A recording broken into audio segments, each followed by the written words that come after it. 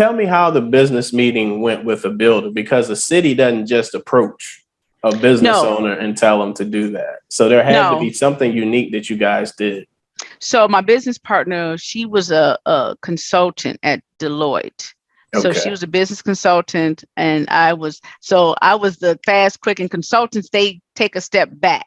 So right, they take a step back and kind of whiteboard everything. I was not a whiteboarder. Like, I've learned to be more of a whiteboarder, and they look at the process. So they start with, why are we doing this? Let's answer these questions first, as opposed to me. I'm already at the finish line. I'm at the closing table. But when you take a step back and talk about the methodology of you getting there, and you explain it to your client, they understand that better. And then you make sure that their mission and your mission are aligned.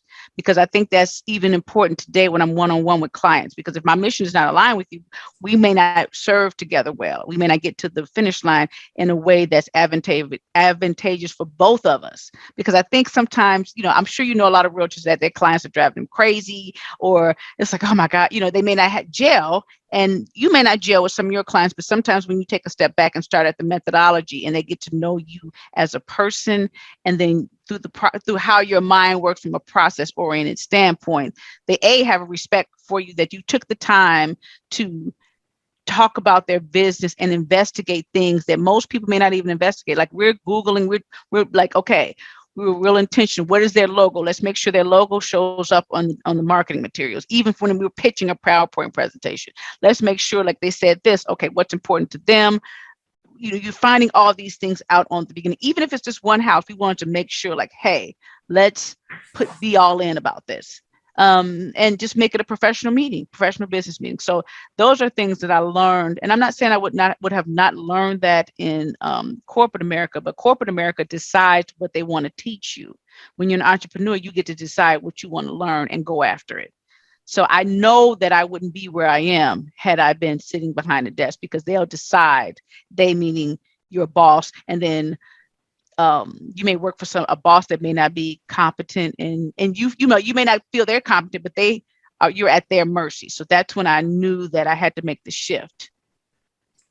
So you always hear about get certified, small business owned. Disability was the first time I had heard that term. But those things you hear. Yes. And then all of a sudden, I don't know if nobody does it. You talk about it, and you hear how great it is. We talk about it. We put out, there are people that put out, hey, I can get you certified, pay me, all these things. And I think we need to take a step back and say, does certification work for me in the business that I do and how I do business? So I tell people to take a start and go and look up your Small Business Development Center, SBDCs we call them, and they are free for customers, and you are the customer. Take a look, and then it'll make you think from a business mindset, because we're thrown into real estate as a person, and people don't understand you're running a business. Like, you're a business person from day one, whether you know it or not. Accounting, marketing, IT, like, you're your own business. Yes, you may work for a brand that has all these tools behind them, but you're figuring out what works for you. And so whatever your strategic marketing or your strategic plan is, from a business plan, if you have one, then that decides if certification is right for you. And then the other side of certification, is certification right for your business? You may have a service that is not heavily marketed for certification.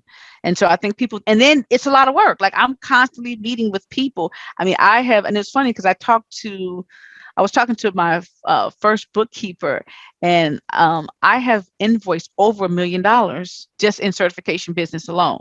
So I'm trying to see if it's $1.5 million.